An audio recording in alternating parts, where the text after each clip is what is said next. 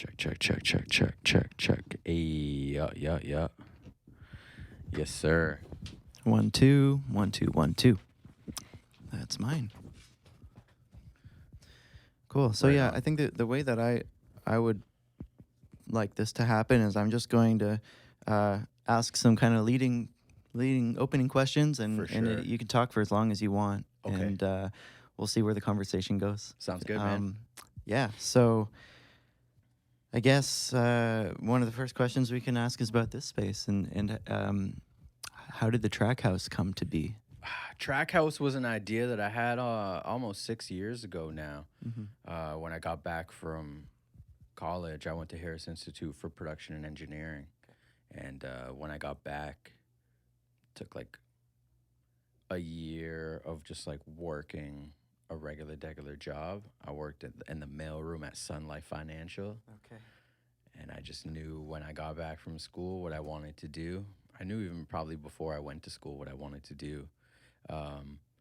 Teamed up with my bro and one of my homies from school. He's from Kitchener. Shout out Steve. But when we got back about a year later, I found out. Actually, my mom hit me up. She's like, Paul Maxwell is opening up a jam hall. You should see if something that you might be interested in. So that was Maxwell's Music House. That was actually Maxwell's Jam Hall. The old one. Right before the Music House closed down. Oh, Before the Music House okay. closed down, he had opened up another space, Urban Pepler, right behind Symposium, the next block down. He took over that old LCBO building. Okay. So he like co-ran it. He ran the downstairs and somebody else ran the upstairs. They ran like the Hepcats dance studio upstairs. That was that was supposed to be a big cultural hub space. Especially for media, because they had the whole upstairs off to the side that wasn't part of the jam hall or the dance studio, and it was for like print, I think, and just visual art and things like that. And I thought, I was like, yo, the connections there would probably be super cool, but I never talked to anybody on that side. I don't think they were part of any of the music stuff that was going on. So no, but Maxwell's Music House for a long time was a great open mic stage and a good spot for. Shout out to Maxwell, because he never ever turned down like a hip hop show. Yeah, even though shit happens at the hip hop shows a lot of the times, but he always lets us know, no bullshit. Let's all make this a good time, and he's always been down to work with the hip hop guys. So salute to Paul. Cool. So you knew you wanted to work in the recording arts, run your own studio kind of thing. Probably from like 9th grade. Amazing. Yeah. And then that collaboration didn't quite pan out for anybody except for Hepcats, I think, on Herb Street. You know what? They actually, I think the guy who ran it, he either moved or he sold it.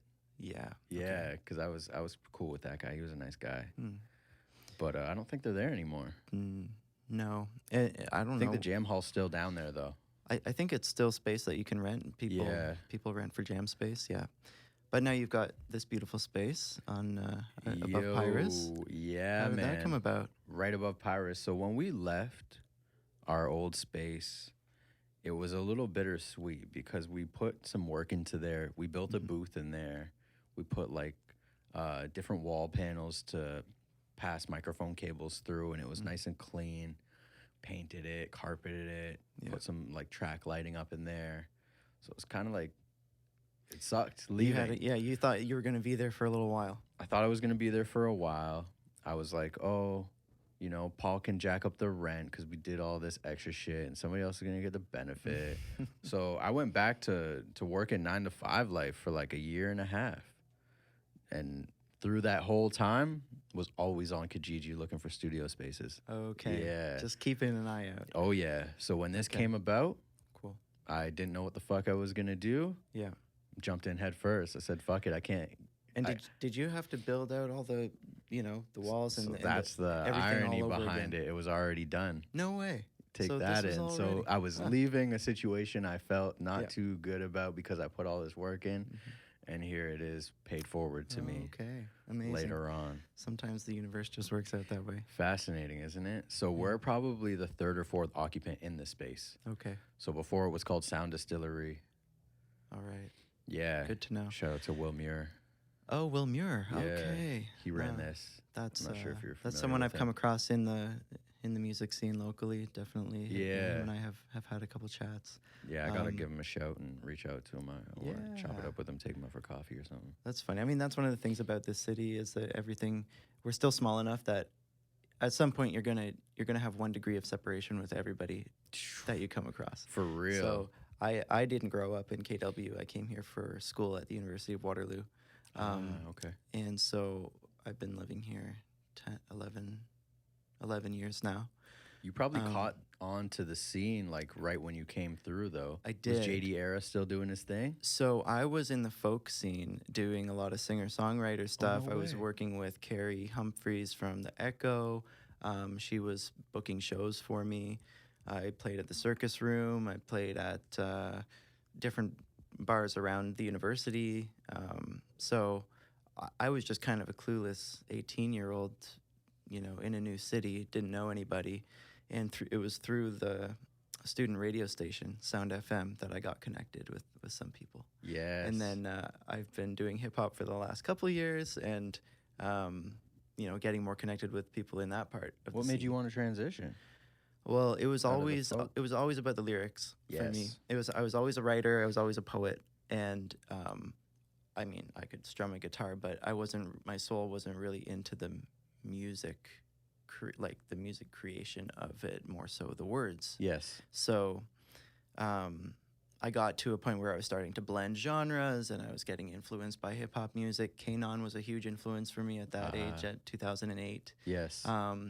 And I was listening to a lot of his stuff, and I was starting to like bleed in some rap verses into my songwriting, and it was just sort of a transition from there. That's amazing. So, yeah, and then now I'm working on an EP right now. That's kind of part of this grant program as well. Nice.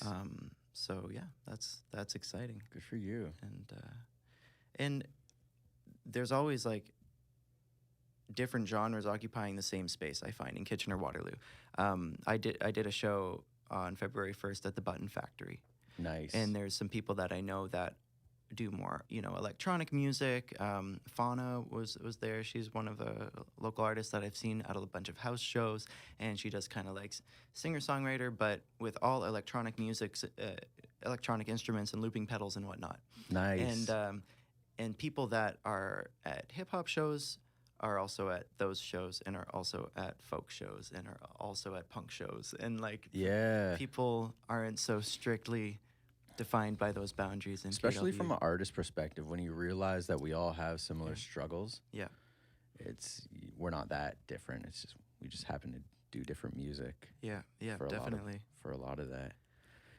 But yeah, when I got into the other space around 2013, held that down till probably probably got it around 2012, 2013. Ran for like 2.5 years, almost, maybe even longer. Maybe I'm like a year behind the timeline because we've been at this space for 2.5 years now. Time's just flying by. Amazing. So I think like when I got up in this space, I just basically moved my shit in. I had a partner, shout out to Fresh Changes. He's been dropping music left, right, and center lately, so he's on a roll. Cool. But yeah, we just jumped in head first and decided to figure it out after. I already built like quite a reputation working with the hip hop artists from the older Track House 1.0. But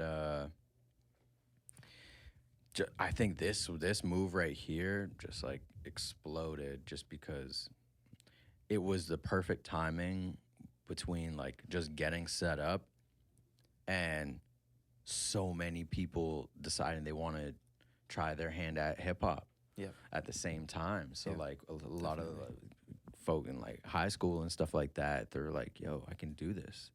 That's really cool. I'm just seeing a lot of that.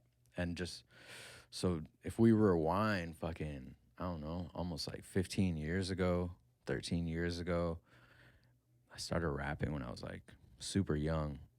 But I got into the scene probably when I was like 16. And so I just want to clarify something. So Yeah. the Rhythm and the Rebel, Yeah. that's you and your brother? Yeah. Okay. How did you know? You Have you know, heard about us, eh? I've heard your music. Oh, I mean, word. I've heard. Well, the thing is, so when I listened to um, Carmelo's show, Street Hop, Yeah. he played over the last couple of years, like he plays a lot of Junior Don. Shout out to Carmelo. And, Yeah. And then he always says, yeah, Rhythm and the Rebel, Junior Don. Hey. And so, I did my digging. I'm doing my research, trying to find as much local music as I can. And Yeah. Respect. And so I just wanted to make that point clear and make sure that I wasn't wrong. No, so, that's what's up. Good looking. So that's how you got started then. Was My with bro Rhythm and the rap, Rebel or even. no? All right, check this shit out. Okay. All right. I got my start probably like 7th grade, just like getting into like rippity rapping. Okay. It's like kids in my grade used to just like we just battle on the basketball court just for jokes and shit. There would be like one line battles, you know. And what school was it? Laurentian. Okay. Laurentian middle school. Mm-hmm. Whichever, intermediate or whatever it's called. Whatever it's called. So I did my thing. My brother's a year younger than me, so it was just the 2 years they were there. I was in 8th grade, he was in 7th grade, and then he started to get into rap. Right after that, high school, I went to St. Mary's. He was still in grade 8. Mm-hmm. I was like, fuck this shit. There's no radio thing in St. Mary's. Like, it was kind of bland to me over there. Okay. I was like, I need some culture. Yeah. I need some, like, programs to get my rap shit off. Because nobody really took it seriously. It wasn't a supportive environment for them. Yeah, so when I went to Cameron for 10th grade, my so bro... you transferred to Cameron specifically... To do music. To do music. Yeah. Yeah, that's amazing. Yeah. So my bro went to Cameron at the same time. I was in 10th grade. He was in 9th grade. We were doing our shit. I think it was I was playing basketball still. So I played a lot of basketball from like 7th to like 10th grade. So did my brother. Like we played on teams and shit. Yeah. But then music just kind of took over. So at that age, how do you, you're in grade 9, grade 10, how do you know, or how did you get to know about the fact that there was this culture at Cameron that you weren't getting? Was there? I took a chance. You just assumed because there was maybe some people that you knew over there? Or? And like, I'm not Catholic, so just going to bro, the only reason, I've never really told this before, the only reason I went to St. Mary's, because I told like a group of girls I would go. I promised them like that summer. And they had to try and explain to your parents why you want to go to a Catholic school. Well, no, it was closer. It was closer than Cameron. It was half the distance from to St. Mary's and Cameron. So it was easy to convince them. Yeah. And like a lot of my friends on my street, they all went to St. Mary's because it was close and a lot of them were Catholic. But then I told my parents because they knew what I wanted to do early on. I was like, I need to switch because it's what I want to do. There's nothing over here. Yeah. So just getting into just like seeing a lot of my friends from middle school back at Cameron was cool. Got on the basketball team and I was writing. I was a rapper first because it didn't really cost any money to rap. Yeah. Just pen and paper. Yeah. Those school supplies. Exactly. Writing in the margins of your notebook. Yeah, and I was just the kid that always had my headphones on, and then I made instrumental CDs and just rapping. Mm-hmm. So grade 10 comes around, I think it was early in grade 10. I was walking for lunch with a group of friends. And we were going past Kitchener Market. Kitchener Market was still really new then. Okay. Where Nova Era Bakery was, there was a Harvey's, so we'd be going there. We'd be going up a little bit more because there was a McDonald's in Market Square. Okay. They had a Chinese spot. They had Subway. So I was walking by Kitchener Market, and I saw my boy, shout out Hajabug, one of the OGs from out of this city. Okay. I've not heard that name before. He's in Toronto. Okay. Okay. He's a legend out here. You'll find him. Okay. But I saw him and I was like, bro, like long time no see. The way that I met him originally, he worked at the community center that I used to play ball at. Yeah. And he used to break dance. He used to come to like all the dances and be the chaperone and shit. So because he was a little bit older, so I saw that's him. cool. I'm like, yo, what's good? It's been like some time.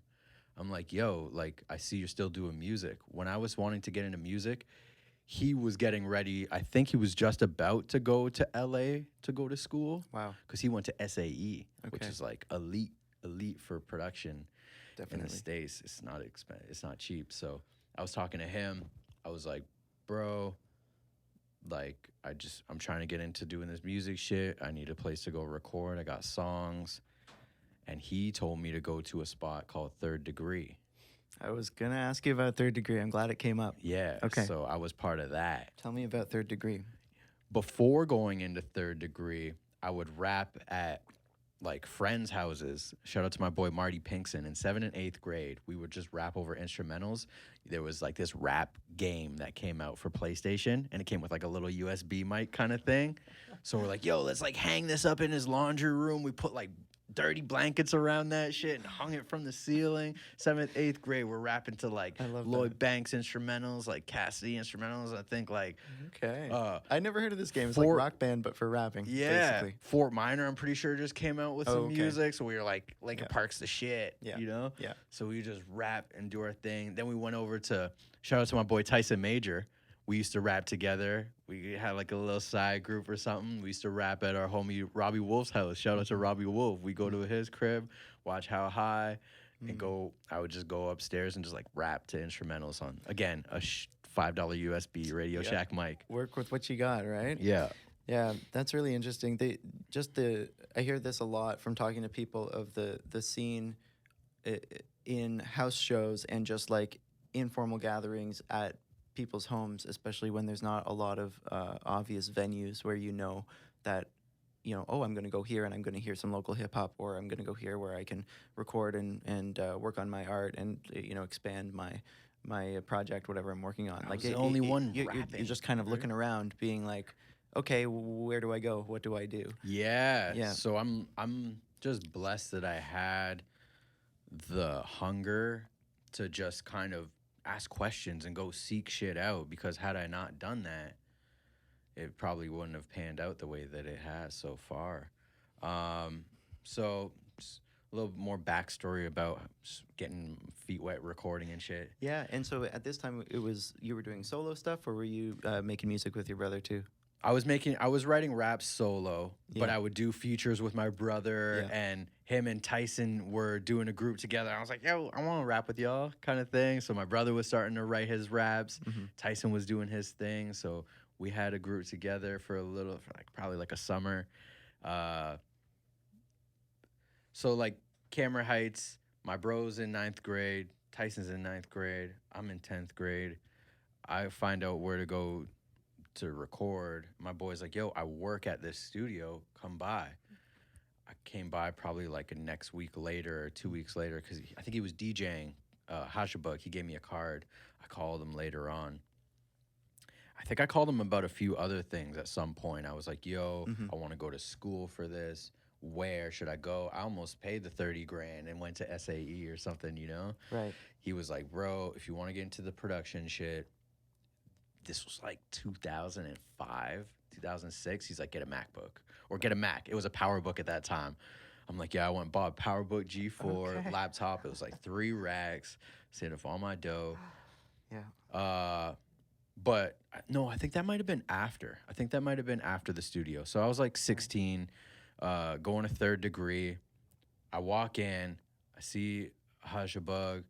No, I think he meets me halfway, because I don't know where the fuck this place is. Right. He meets me by like the courthouse. Because at that, like, we cut at through, that like, time, that part of town is just kind of industrial and weird and out of the way. Like, I guess the train station is still operating there. Yeah, but I had no reason to be out those ends ever. Yeah, you know. So I couldn't find the place. So he brought me there. I walk in. I meet Johnny Riddim. Okay, so that's shout out to the homie Johnny Riddim. That's your connection to Johnny Riddim. Yeah, so I go in there. I think I'm by myself or I'm with a friend or somebody, and I'm working on this song. I sound like trash, but it's all good. I'm like, yo, I gotta go out, grab like food or grab cash or something like that. They're like, all right, all good. I come back and they did all these crazy edits to the song. I'm like, yo, you guys are on some shit. So Cool. since then, What was this? What was the setup like? Were you you just kind of arrived and there was a bunch of people there that you had met for the first time? it was just him and Johnny. Oh, okay. Yeah, it was just him and Johnny. I hadn't met D yet, but I think I went. The first song I recorded at that spot, I rapped. I wrote a song to "Knock Yourself Out" by Jadakiss, Okay. produced by Pharrell. And then after that, I came in and did uh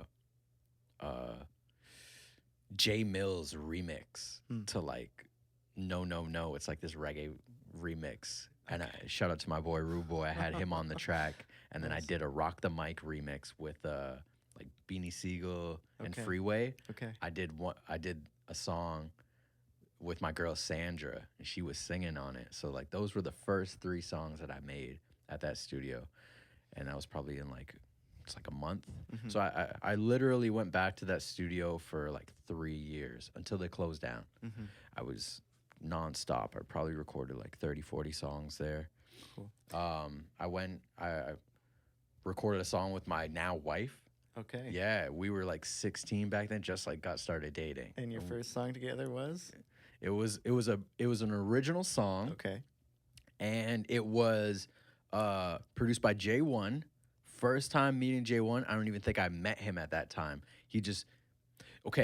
I did another song with my girl Sandra before then to just an instrumental or some, and it was a banger. It was a hit. Like everybody in high school was bumping it. Like we were doing shows off of it. Yep. And then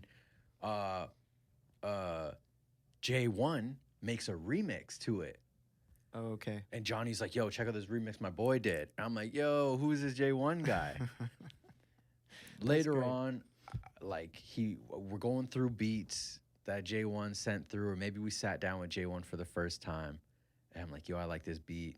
We did a song. It was like poppy rap-ish. It was super dope with me and my now wife. And that was a banger. We were like performed it all over the place. It was fun. So what did that look like doing a track at Third Degree, and then what you kind of walked into school the next day with your Discman and like trying to show it to everyone. Yo, listen to this. Yeah. Yep. So it was funny because like MSN was the thing at that time. Right. Okay. MSN Messenger. So, but like it was still a pain in the ass to send songs. That's a lot to download. Yeah. Yeah. But somehow it still got around. I think like I was burning copies of discs to hand out to people as well. And then maybe shortly after MySpace was popping. So MySpace was probably one of the biggest places that my music was accessible. Right.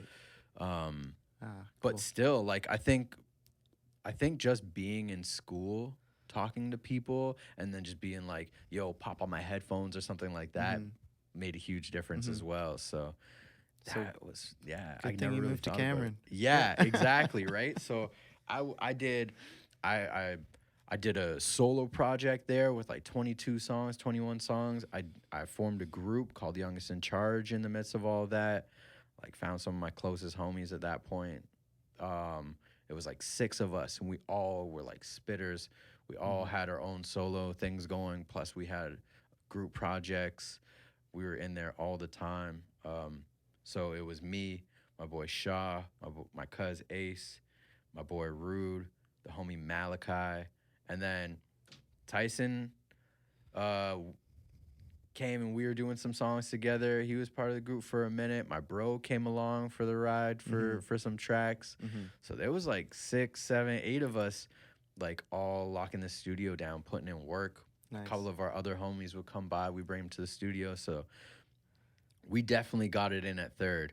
I met Daru there. He wasn't there too often because I know he was at Blackberry at that time. Oh, okay. Yeah, but he had, I think it was his bro. It was his brother. I think he went by Night. Okay. He was an artist there at Third Degree. And I used to go to like block in my times. They had this big whiteboard with a calendar on it. I try and block in my times. Yo, Johnny, because I think I think Hajabug left to go to school shortly after, so he was in Mhm. LA. So it was literally me and Johnny for the ride for like 3 years. Okay. And I would be like, yo, I'm trying to block some time. Let's go look at the whiteboard. I just see Night block like a whole week. I'm like, fuck. Who is this guy? Eventually I met him. He handed me a So there's disc. some ego boosting going on even just with the scheduling. Yeah. Wow. So that was super dope. I had SJ on a track. Mm-hmm. So that was cool because it was like he was the guy. He was the god MC out here. Oh, And absolutely. Yeah. I was like the newcomer, you know? And I want to ask you about SJ because yo, let me just put this out there. yeah, The go man ahead. walked through fucking 3 feet of snow to come to this studio session, bro. Like, he walked, Yeah. bro, and he made it, and he bodied it. No pen, no paper, just off the top, Jay-Z style, bro, and he killed That's it. amazing. Yeah, sorry. So of course when you look around at significant albums and significant artists that came out of KW, the one that keeps coming back is SJ. SJ and, Jeans. his SJ Jeans mixtape. I So was in high school at that time. yeah, 2 years ago when I did that article for the community edition, someone told me like, no, you got to listen to this mixtape, and so I went and found it online on SoundClick, and I was like, oh sweet, like finally I was able to find this mythical mixtape that everyone's talking about. Yes. and downloaded it, and like the production is amazing, and Yeah. and it's I'm like, this came out of KW, wow, and so. I You heard Lord God? What's that? Lord God, that was the anthem. Oh, that yeah. was the KW anthem. Shout out to all the homies that were on that one. That's the Yeah. anthem we were talking about at the club the other day. We're like, yo, where can we find this song? Well, I got it. I can send it to you. Yeah. That was the anthem. That was the anthem. And then Yeah. me and like the homies, we did a Bad Boys remix, Yeah. like Shine. Yeah. We did that. There was like So are you 6 on of that us on mixtape that. then? No, I wasn't because I was a little bit younger. I think that album had already come out. Okay. But when I dropped my solo project, maybe like a year later, Yeah. he was on it. Okay. So that was super dope. Cool. And then I heard SJ won a contest from 91.5 The Beat. And maybe that's false, but maybe What? it's not. What was it? Well, I think the radio station would have these contests. I don't know if it was every year or every so often. Shad was one of the winners of them one year, of just like, I know my homie Conrad won one of Yeah. those too. and it was like they gave you some money to record an album, basically. Ah. Yeah. Oh, sick. Yeah. Good for him. So anyway, that's also someone who I'm definitely want to get to an interview SJ? for this whole project. Yeah. Yo, I might be able to reach out and make that happen Okay. for you because he's not in town. Yeah, and I just actually found him on Facebook when I was doing some more digging this morning. So Clay the I'll cartoonist. see. Shout out to the homie, bro. He does Yeah, like yeah. all of our graphic design. Super talented Yeah, artist. It's He's cool. sick. And I think one thing that's really interesting to me is a lot of people that were active around that time, early 2000s, even like late 90s, people that were making a lot of great art, and then a lot of them got married and had kids. Yeah. And kind of didn't have time to produce music anymore. But now, a lot of them, their kids are getting old enough that they don't need to have diapers changed, and they They got more time. There's some to- time to put out some new music. So there's like, I mean, I know there's new. Sharky's always putting out new stuff. Devo is putting out some new stuff. Yep. So it's cool to see that sort of bounce back, and that's also why I think it's a really good time to just try and loop back with everyone and capture these stories so that 100%. they can get celebrated, right? For sure, because I feel like everything is like the way that I remember this, like you can Mm-hmm. see the smile on my face. Like this shit is ill. Like I remember Ultimate Entertainment picked up SJ and put Okay. SJ on every show, like every big act, because they were bringing in big acts. Right. SJ would open up for everybody. Okay. So it was super dope. Like he should have popped. Like, And did you know him in high school as well, Yeah. or just through we the were in rap high community? school. He was the guy. I was like quiet as shit. We had a keyboarding class together, like music keyboard. He came for like 3 days, and then he would show up like a month later, and we're like, "That's SJ, bro. He's about to blow. Like he doesn't need to come to class, you know." Yeah. So yeah, and then like I would do like assemblies. I would perform on stage and stuff like that for assemblies. So he always gave me my props and shit like that. And I had shout out to Ignatius Farina, homie, DJ Cosmic Diggs. All right. He's a teacher at Cameron, but he was also like the one of the guys that ran like hip hop shit at the school. So Cool. I made a compilation at Cameron Heights. I had some of my songs on there. We recorded some songs at school. Mr. Shinkar, shout out to Mr. Shinkar. He was one of Astral's teachers when he was in high school. Okay. So when I was in high school, Astral was coming to do an assembly. He's like, yo, like this is the guy if you want to do some hip hop shit. Like my teacher's telling me this, you know? I'm like, whatever you say, bro. Whatever you say. Yeah. So around that time too, the just Embassy, not the Embassy. Embassy was there.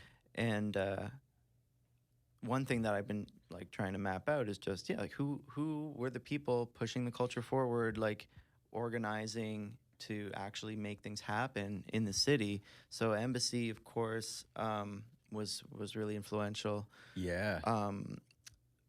The whole the Get By, Mantis and Pangea and those people that might have been a bit before. They came on. The Get By was formed a little bit later, but Mantis was already doing his thing. Okay. Because he was like featured. Okay, the thing was Embassy was rocking, but they were part of a project called the Northern Horde. Yeah. Which is like where a lot of these guys got like their notoriety. Okay. I think because the album was so big, because there was so many different groups of people on there that it just spread. So you would find out about new artists that were on from that album. So I was in high school or something. I would go and get my hair cut over at Diverse Barbers, and they had the CD in there. I was like, what the fuck is this? You know? Yeah. And later on, I checked it. And then, but like I heard about Embassy, I'm pretty sure Mantis was on there. Okay. Justice was on there because they were like solo acts separate, you know? Yeah, yeah. I think Rhythm was on there. Haja Bug's on at least 2 of those tracks too. Okay. So I was like, okay, if I need to do anything in here, I'll just look to that album. Like those were the guys, you know? So a lot of your peers you were finding out about just through high school and through the school scene, but then also the barbershop. Yeah, like when that album was out, I think it was at the barbershop, and I don't know where else. I think Cadence might have carried it. I don't know if you're familiar with Cadence. I mean, I wasn't around when it was open, but I've heard about it. Yeah. So I think like it was just more so because whoever was on the Northern Horde was older than me. All those guys are a little bit older, but I would always look to those guys and be like, yo, what's the move? What should I do? Yeah. How do I go about doing this? Cool. At the same time, I grew up in Country Hills. So like there was like its own thing going on over there where there was like Blackwood Beats. Shout out to Blackwood Beats. You know, his dad is like a legendary reggae artist in Ontario. Okay. I'm pretty sure he might have been nominated for some Junos himself. But he's a producer. He's boys with Carmelo. He was on his show probably 2 years ago, just like kicking it. You probably met him. Blackwood Beats, shout out to the homie. But cool. Yeah, so I would always look to these guys and be like, yo, who are the guys out here? And then I would go and see, like, if Embassy was doing a show, I'd, like, go out there and see who's doing what. Yeah. I found out about Chronically Ill that way. I saw them, and I would go and see, like, their shows, and they would bring out loads of people, like, young people, older people, and they all had, like, shirts. They would all say Chronically Ill on the shirts. Okay. So I was like, okay, these guys look fucking squatted. It's like 30 of them on stage. It's like 100 of them like in the crowd. Like these guys are on the come up. So I forgot what question I was going to ask. But just kind of making the rounds again to these collectives and groups of people that were making, good influential music at the time. There's also another older group of Know It and Pro Logic and Sharky and Fraction, the Sons of Boom Bap, the Beatdown. I never heard about those guys till later, like years later. Because they were kind of like, as far as I know, they were like the first people scratching and making beats and doing hip hop in this region. That's what I heard for sure. Yeah. So I'd imagine it's probably around the time that Embassy was doing their thing too, right? Yeah. Cool. So I got out there, started doing shows like. I think Embassy had already kind of went their separate ways. So the big group at that time was chronically ill because there was like 8 guys in there or something like that. So there was those guys were on stage. I pull up to the show with like my 8 guys and be like, guys, like this is the move. Look at these guys. You know, like fast forward like a year later, Yeah. we're doing like similar shows and things like that. Yeah. We got shirts. You know, we were the youngest in charge. We had shirts, youngest in charge and youngest in shit like charge. that. And so when you're doing that, like, oh, okay, we need merch, we need a crew, we need to like get branded. Like, Yeah. is that something where you would go back to say Cadence, or you know, was there a local spot that would help you along that path? Like When it came to the making merch, t-shirts? the first set of T-shirts, we just got letters on them. We went to Sports Link Okay. right here. We're like, yeah, we just want like your regular jersey style okay, like letters. sports jerseys. Yeah, That's fun. Yeah. So then the next time we got like different printing. It was like a nice logo, multicolored, and we got that done over at Civilian. Okay. When they were like right over here beside that dive of a bar. I'm not gonna call them out, but yeah, they moved and now they're over where Third Degree is. Yeah. Funny how that works. Yeah.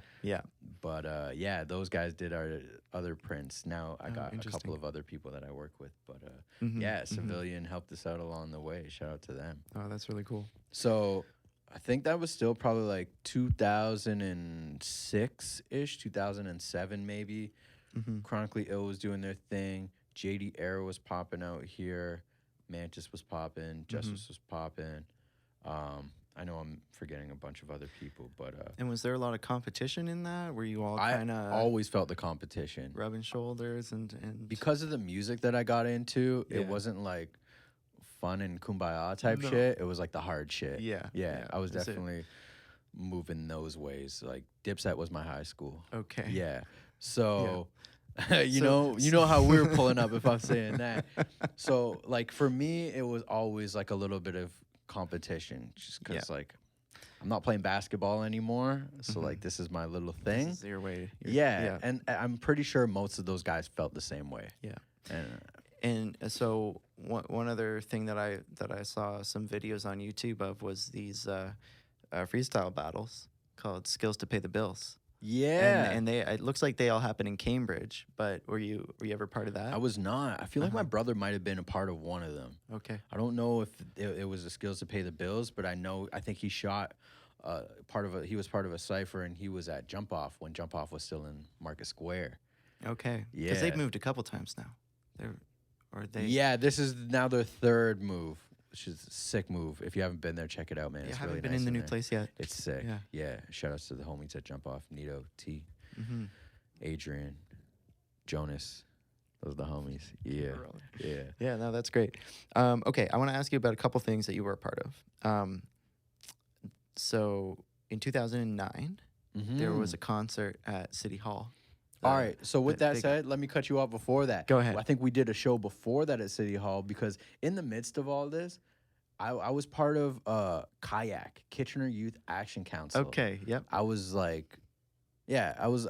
So it was cool because the guy that got me into the studio, Haj, like, he was a community service worker. Like, he worked for the city of Kitchener, Yeah, worked you- at the you community mentioned centers, drop-ins, and That's all how you that. met him first is at the community centers. And then, Yeah. like, here I am doing similar things. Like, I was doing the drop-in centers. Like, I was Cool. running day programs for kids when I was, like, looking Yeah. for work and stuff, too. So Yeah. it was cool because, like, both of those times, it was like, if I didn't go into Kayak, I wouldn't have been, like, social, outgoing at all. I would have been lame. Okay. And my mom told me to go in to do that because I needed community service for high school. Okay, yeah. And then she's like, yo, you know, go check out this studio spot. So shout out to my mom. She helped me make these crazy Good moves, stuff. you know? Yeah, you never know where it's going to come from. So we did shows called Unity Jam.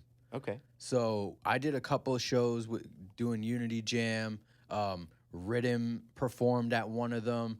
Shout outs to Greg King. That's where I originally saw him. And I didn't meet him personally until I met him in Toronto. But he's like, yeah, I did my thing in Kitchener. I was like, holy shit, I remember you. Cool. But yeah, so it was Unity Jam. And then there was, I think it was called KW Hip Hop Expo. Okay. Yeah. And when was that? And that was around like 2008, 2009 as well, maybe 2007. And that was a huge event. I think he brought down JD Era was a headliner, and I'm pretty sure Chronically Ill was on that. Just a lot of big names. Shout out to Chris Stevenson. I think it was Ace Entertainment at that time, and that was really promising. I don't know what happened for the second one, but I don't think it happened. It was sad. Chris actually later on introduced me to JD Era. I think that was 2009. Okay. Yeah, I met him in the club. So sorry to cut you off, Interesting. but I had to just That's throw that in okay. there because I Yeah. might not have even gotten on some of those shows Yeah. had I not been a part of KW or Kitchener Youth Action Council. Yeah. Because I actually set up one of those shows by being on the panel and got myself in there. That's amazing. gotta use your connections. You right? know? Cool. But yeah, no, there's one that I just came across called the I Am Hip Hop, and it was at City Hall, 2009. You were there. SJ was there, and I just asked about it because I saw some photos that were just on someone's album on Facebook. I remember that. Yeah. They had like a big stage set up. I Outside. think Carmelo. Yeah, I think Carmelo was DJing. It's hard to tell from the like little Samsung flip phone photos. Yeah, yeah. But it just seemed like quite a big show for that time, and You know what's crazy? to be at City Hall too, where usually they wouldn't have been hosting Funny hip hop you shows. mentioned that because I didn't remember the name of that show. It was the Yeah. I Am Hip Hop show. I forget who put that on. Hmm. Shout outs to them because if you never would have said that, I never would have remembered. Yeah, no worries. But it was in that same like 3-year period, Mhm. like Hip Hop Expo was going on. Say that I Am Hip Hop was probably in that same 3 years. We did at least 2 Unity jams. Mhm. One was inside the rotunda at City Hall, and one was outside. And at least one of those Unity jams, it was a hip hop headliner. It was actually me. But usually, like they did like a lot of rock at Yeah. the same time. So the Unity jams were like, Oh, okay. we're gonna bring all the artists together. Oh, okay. But there And were that was an hip-hop elements initiative- for sure. That was an initiative of Kayak. Correct. Okay. To So kind of bring all the different cliques of students together. Is that kind of the idea? and the genres, and Yeah. it was for the youth, Yeah. just bringing everybody together, Yeah. and so it was cool. It was just that timing kind of thing. Everybody was kind of working their own thing, and it looked like a scene for a few summers, Yeah. which is that's super amazing. dope. I have another thing here. Yeah. A few years later, you and a whole bunch of people were in a video, Rufus's video, by my side. And that just seems like such a fun afternoon where you're all just like, all right, everybody going to Rufus's place, let's Yep. all shoot a video. Yep. And it just like there's just such a sense of community, and we're all from the Tri-Cities, we're all in this together, and we're all supporting one another. Before then, I never met Devo. Okay. I don't think I ever met Pro Logic. Okay. Like it was So dope because how did that come about? Rufus is older than us as well. Mm-hmm. When I was in grade school, or when my brother was in grade school, Rufus was actually like one of the teacher's helpers. Like he came in and like helped out with the music program. He would help Cool. out with our music teacher and Yeah, shit. So I was gonna ask about that because he always seemed to be the guy. You mentioned Hashabug was also in youth work and community work. Yep. Rufus also has that background. Yes. Adjacent to that, Fitzum, who introduced us together, he also comes from that background too, like working at community Check centers. this out. When I was in Kayak, Mhm. I met this girl, homegirl Harika, and then next year I'm in Kayak and I meet her brother Vomzy. Actually, I already knew Vomzy before then, but Okay. then I would see him every week. Do you know Vomzy? No. Oh, shout out to the homie. He runs Meltwitch with Tyson. Oh, okay. Yeah, so Vomzy, Awesome. this guy's like my ride or die homie, like to this day, one of my bros. Cool. And I don't know how I got caught up on that, but like he was just a part of like that whole kayak movement too, and he did a lot of community work, and he's still serving the community. He's just Exactly. killing it with the Meltwitch, With So the- shout out to the homie Vomzy, all had to the throw that in festivals. there. That's really cool. Cool. So maybe we can talk a little bit about venues and like the spaces that support the art, because at some point you get past, you know, doing music in people's basements and needing to play real shows. Yeah. And what were the venues? You mentioned Maxwell. So I've always known, Maxwell's Music House as a place that supported hip hop, Starlight, but it's kind of few and far between. Like when I was at the Dialysis catalog launch, there was a part of me that was like, are we really having this show like in the side room of McCabe's? That's kind of... I love that venue though. Yeah, it is a great venue. I like it. I don't, but I just wonder, what's your perspective on that? I could be wrong, but I think they decided to get away from hip hop shows at some point. McCabe's. Yeah, and I think a lot of venues did too, just because there was that stigma of, are we going to attract the wrong kind of people? So this is something that not Prologic, Fraction and Know It have talked to me about before, where they're kind of frustrated that the choice of venues for rap and hip hop is a lot narrower than for other genres in this community. Oh, 100%. And kind of we have to push against that, because then it's hard to book people, even, you know, acts from other cities that are coming through this area. And they're like, I want to play a show in Kitchener, and we can't really find a space for them. You know, you don't have to answer that question specifically, but just I'd like to hear your opinion on, like, what were the venues and the places that really supported the genre as you were coming up? Well, I'll talk my shit a little bit. I think that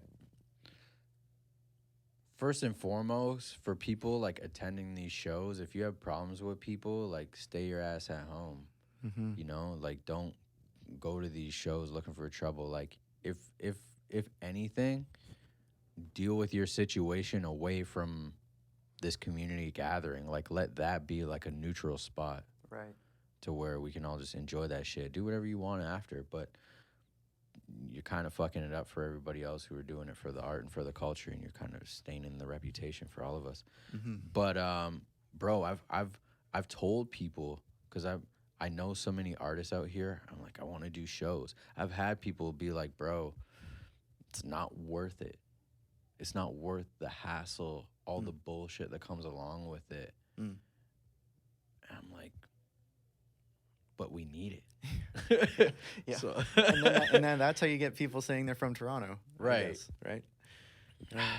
But at the same time, like, why not push for the shows instead of being like, nah, it's not worth it. There's everybody else is saying it's not worth it. Yeah. Why not be the one that says, I think it is? Yeah.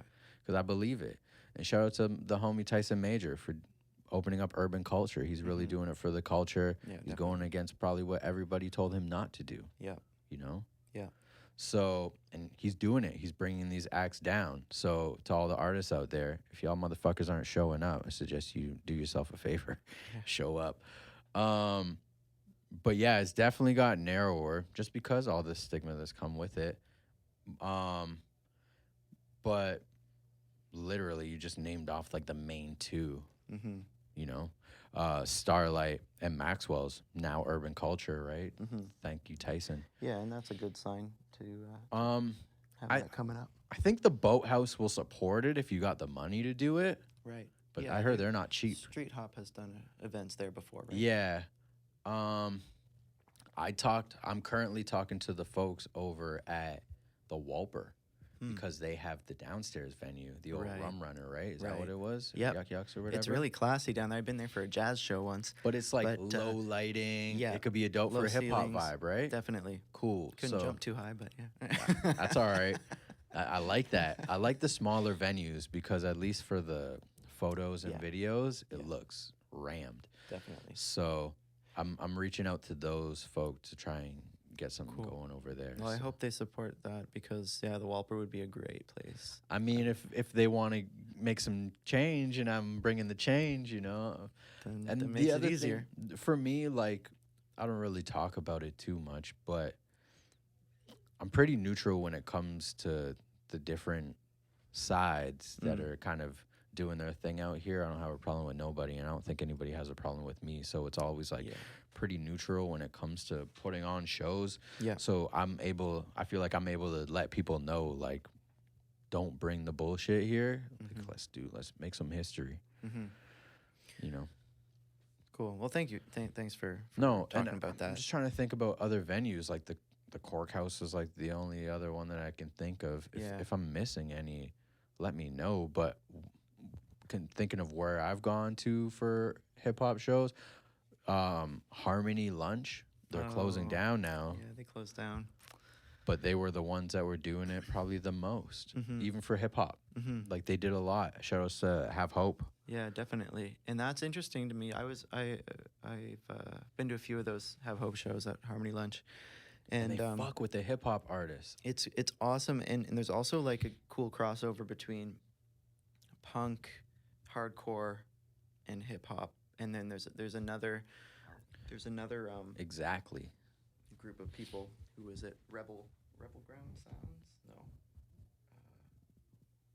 Anyway, I think there's like I think they're called Eardrum Movement or something Yeah. like that. They're doing their thing Yeah. too. So that's cool. So people are trying their best with what they got too. I think Night School Mm-hmm. did a couple hip hop shows. Okay. So like I would maybe put them on the list, but like Harmony was doing probably the most hip hop shows Mhm. last year, Mm-hmm.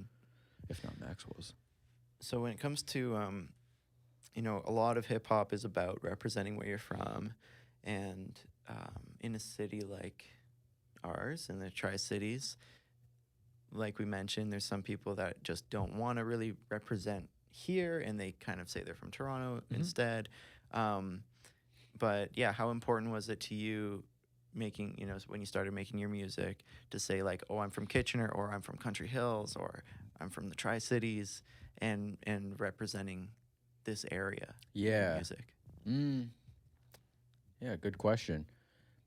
Like no disrespect to any other areas or cities or anything like that. Mm-hmm. Or no disrespect to KW, but I've always looked beyond the boundaries of the city. Mm-hmm. When it comes to representing, I was in a song called "I'm from K Town." Shout out to Esco Raps. I was on that song. I saw the video for that. Yeah, It's still on YouTube. Is it still on it's YouTube? so fun. Yeah. Yeah. So, like, that was probably the most I ever like represented where I'm from. Okay. Other than that, like, I never really said I was a Toronto rapper or anything. Like, I would just say like I'm from Kitchener, but it was never anything that I was like make a song about it per se, because I didn't really at the time, I didn't really think that there was anything that I wanted to really disclose. Sure. Kind of, Rap like about the Kitchener market, or no? it just wasn't fun. I think nowadays it's changed because I think we've established ourselves as a city a lot more over the past decade. I think our artists have established themselves in the city, and there's kind of a growing scene that everybody is able to see now. So to represent, it's like it just seems cooler, especially because you have so many people that aren't from here. Yeah. A lot of new people moving A in. lot of new people moving in. So Yeah. it comes across as like a little cooler. Yeah. But no, I get In what my I get opinion. what you're saying, because even collectives like the Like to say I'm like the outside of Sons Hasty, just like kicking it with the Right. homies 10 Yeah. years ago. It didn't sound cool, but like No. I might get away with it today. Yeah, that would be fun. Well, that was it was funny. Like, I was at that Jay Dilla show, Jane Bond, the other week, and we were leaving. And I saw Mantis and Aaron Francis on the sidewalk out. We were just heading out, but then we got talking for a little bit, and Mantis just kicked into a freestyle, and we were just like, on the sidewalk doing a cipher. As it should be. As If you're it a should be. rapper, you just gotta rap Yeah. sometimes, man. And so that's a cultural landmark. Jane Bond has done a lot for the culture too. From what I've heard, yeah, for sure. DJ nights, like more so with DJing rather than hip hop shows, but like that's all stuff that I think just we need to recognize and not let that stuff just disappear, thinking that KW is not important enough. So that's sort of the purpose behind the interview project that I'm doing right now. I think a And lot more artists out yeah. here are starting to represent the city. Yeah. And it's just a matter of time before the masses catch on to what we got over here because man, I've seen the talent from nothing. Yeah. Well, not really from nothing. I kind of came part way in, but bro, from where we're at, from where it came from, I think any artist to come up out of here would be proud to represent what we've become. Definitely. Just have like another couple questions on my list. So For sure. when we talk about mixtapes that came out over the years, you talked about one that Northern Horde, I guess, to start with, and then one that you got on. Which one was that? So I was part of one called Now It's a War, Youngest in Charge. And when Okay. I was in high school, like that was the shit. Okay. I used to go by the rapper named Young Bricks. Okay. Yeah, I was a young rapper back then. And that spread. So I had my solo tape and that one going around the same time. So those I feel like were pretty big in my come up. SJ Jeans was a big mixtape, of course. Fresh Changes released a bunch of mixtapes. It Is What It Is, Volume 1 and 2 were popping back then. Okay. And I think that's all I can really remember in terms of like projects really coming out. Yeah. Later on, the Get By did their thing for sure. I know Chronically Ill dropped a few fire projects. It was just I didn't really catch on until later. I just don't remember what they're called. But then shout outs to DBS Studios. They were doing their a few mixtapes that they had going on. I forget what they called it, but there was like a crew of guys over there that were doing their thing too. So that was another piece of the puzzle where like they had a studio over there. They had a whole bunch of MCs over there doing their thing. They printed up all their own merch and things like that too. Cool. So shout outs to JRD and DBS Studios. So I know that they made some bangers back then too. Shout out to Johnny Riddim. He did it was called Rabble Rouser. It was an album, man. I thought that was fucking sick. Just had to throw that one in there. Cool. But yeah, that's about it for influential mixtapes from the city that I can recall kind of had an impact. I love it. And like that's just from the top of your head. There's like 5 or 6 there. So yeah, there's so much good work that has been produced here that is probably gathering dust on someone's shelf right now. And a lot of people, like we mentioned, there's a lot of new people moving in, and they need to know too about the musical history of this region. And I think trying to bring that out into the wider community, because you think about music in KW and there's some folk artists that have a lot of traction, and then there's like, I don't know, Oktoberfest or whatever. Right. But we've got, like you said, a lot of talent and a lot of so projects. much. Yeah. So much talent. Like that's why like thank you for doing the book, Big ups to you, because like if anybody's kind of wondering like how I got here, or like say JRD how he got to where he's at doing his thing, it was no overnight shit. Like we really submersed ourselves into the culture, like really, like this is my life, like it became who I am. So like I'm grateful to be a part of it. I want to put together networking events to where the guys that we were just talking about in this interview and some of the newer guys can like link up and just like, yo, we're all in this together. It doesn't have to be like no battle of the generations and battle of the trap versus boom bap type of shit. Like, yo.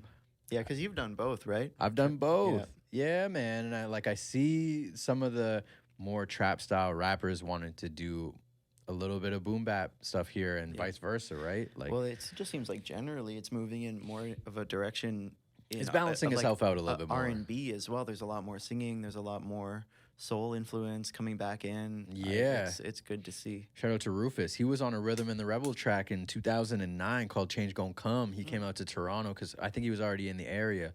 we're going out for a fashion show. And we decided if we're going to be in Toronto anyways, might as well book a session. Yeah. Went to Diamond Factory Studios, had Rufus up in there. We made a fucking hit. Amazing. Yeah, so then we did a couple more tracks later on, and he tapped me to be on the By My Side. We did the video a couple years ago, and that was super dope, just getting on like a sick record with so many dope artists. Yeah, and so like it's funny how that works. You just you know someone through the community, and then you work on one of their projects, and they work on one of your projects down the road, and it does seem like, despite I don't know exactly what factions or beef there is really in the hip hop scene here, because whatever there is, it doesn't seem like it's a huge deal. It hasn't bled into the music. It's not like people have a dividing line and they're saying you got to stay in Cambridge and like don't come over to Kitchener or something like that. Right. Yeah. But at the same time, people like to represent their neighborhoods too. There's a lot of like C Block references to Chandler Drive and that kind of thing. Yeah. But it doesn't seem like it's antagonistic. Like there's no Crips and Bloods going on here. Not really anymore. It's just kind of it's quieted down. If anything, everybody got a little smarter. But I think it's especially for the people over in C Block and areas like that, like to represent is like. I think it's a lot bigger as opposed to me growing up like kind of like all over the place, just moving around. I think like if you got a whole neighborhood riding for you as an artist, like it's probably important to represent for those people, Yeah, those people are definitely riding. So definitely, I think that's super dope. And I know like the Marmel guys are just been killing Cambridge from time, like. I know there's not really like too many borders or boundaries, but I feel like they own that. They own that, I'm going there. I'm in their city, That's right. But no, shout outs to the Marmel guys. They always show love, and shout outs to Know It. Shout outs to Suspect. All those guys, for real. Cool. Those are the homies. Yeah, man. Good stuff. Well, I don't have any more questions to ask you, but this has been a great conversation. You like it? Oh, yeah. You had a good time? That's a lot of fun. Good. Yeah, like... No, I appreciate you putting this together, man, because, like, I don't know, like, I don't go look back too often because I'm just so in the moment a lot of times, but I feel like there's so much that we talked about that never transitioned to today's landscape, all on the internet. Well, that's the thing, yeah, all this stuff was, like, early internet or pre-internet where... I know as an artist, most of the time you're looking forward, and your newest thing is your best thing. That's kind of how I feel sometimes as well. But yeah, it's good to just take a look back and see how we all got to where we are. Just looking at listening to this conversation, I'm like, damn.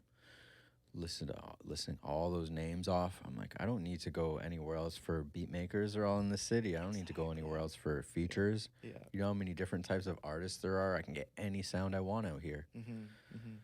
So that's super dope. I'm just blessed to be a part of this, man, because like it's growing.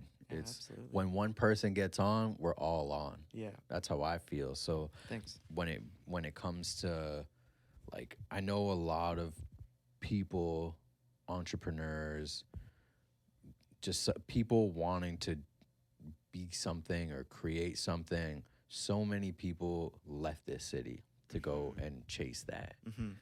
A lot of people came back. A lot of people still out there, whatever. But I feel like I went out there for 12 months to go do my production program. When I graduated, they said, here's your paper. Good luck. Yeah. Go finding an internship, not even a job. Yeah. As an engineer, like, it's like, you ain't getting no job anytime soon. You're serving coffee for 2 years. That's what they told us. They're like, you probably serve coffee for 2 years. Wow. Just make sure when you get the coffee, don't even ask what people want in it. Bring a bag of sugars and creams and stir sticks. Like, that's what I learned. You got good server training. Right? So when I left, I'm like, I'm getting the fuck out of here, man. I was living in a room half the size of the booth that's here. And this was where in LA? I was in Toronto. In Toronto. Yeah, Okay. I was downtown Toronto. You didn't end up going to LA. That was someone else. I submitted. I went to my high school teacher, and then the teacher assistant at that time. He's now a teacher, but he was like the hip hop guy. These guys wrote my reference letter. Shout out to Hajabug again. He wrote a reference letter for me. I don't even think he remembers that. That's hilarious. I submitted the song that I did with my wife and a couple of like projects and shows that I did. I ended up getting a scholarship to go to school. So thank God for that. That's amazing. Yeah. So I did my 12 months and I said, I'm not staying here. Yeah. I'm going back to Kitsch.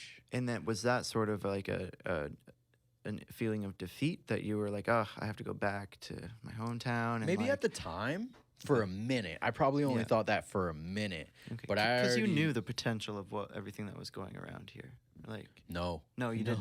Not at that time. I said I'm broke and I don't want to work for free. Yeah. And I don't necessarily want to work in somebody else's studio.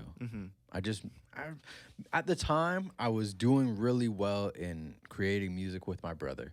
So coming back home, it was like, okay, we're going to get back together. I'm going to take this knowledge and we're just going to fucking do what we've been doing to the 10th power. Yeah. And that's it. So it was more so like I didn't think that I was going to get where I wanted to go. Or just like make it in Toronto. Like when people go to like LA or like, you know, like Hollywood, and like I didn't want to just end up like being one homeless, addicted to drugs, like had a dream type shit. Yeah. So I just thought, you know, this is comfort is the enemy of abundance. But at the time I was like, I wouldn't mind being a little comfortable for a minute and work, because I knew like I wanted to open up a studio eventually, kind of be my own boss type of thing. So cool. I knew rent wasn't expensive in Kitchener compared to Toronto, but now it is. That's right. Now it's getting there. Now it's getting there, but I always believe that Toronto is still like the land of opportunity. We're only an hour away. Like I should be out there more. Collaboration opportunities, and like you know, Rufus did a track with Phoenix Pagliacci a couple of years ago or a year ago. I'm not familiar. And so, you know, she's not even up and coming. She's up and coming. Blown up, eh? Yeah. Oh, shit.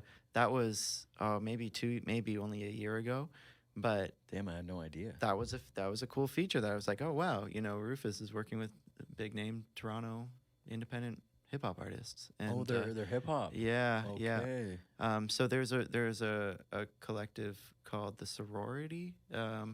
Hawaii Mighty, who just won the Juno for best album, I think. Period. It's the first time a hip hop artist has won that category. Wow. And so yeah, it was her.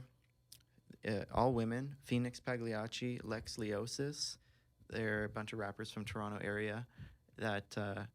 I don't know how I came across them, but they've been like on the hip hop blogs the last few years, and just, you know, now collaborating with artists in the States, doing their own thing, trying to create that next album. Yeah. So, and then there's a connection to Kitchener. So love to see that. That's sick. Yeah, man. Yeah. And like, yo, shout out to Rufus, man, because he's always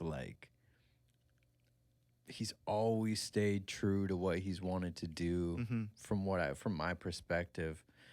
And like, he's always just looking beyond his own personal work. He's always looking to help out other people. Like, he did Music Is My Weapon, right? Which was super dope. I wasn't a part of it, but I know like the impact that was great. For youth, right? Yeah.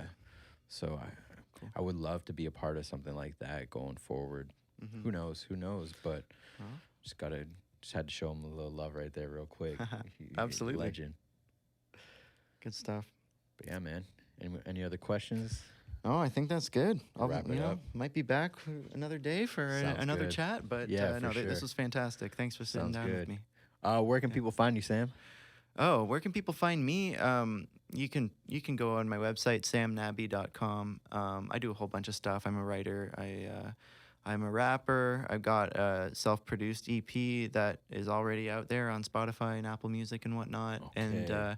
I'm producing a professionally done EP right now that I got through the Waterloo Region Arts Fund. And so that's been a ride. It's so fun to be able to just like work for an extended period of time with other people. A friend of mine, Curtis Rideout, goes by the name Steve Dave for his artistic career, but he's actually one of the people that was often playing at Harmony Lunch No way. before they closed down. So he's really Okay. connected with those folks, and so he did all the production on the album. I did the words.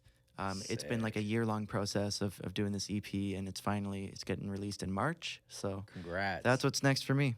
That's amazing. Yeah. Thank you so much, And man. yeah. Signing out. Peace.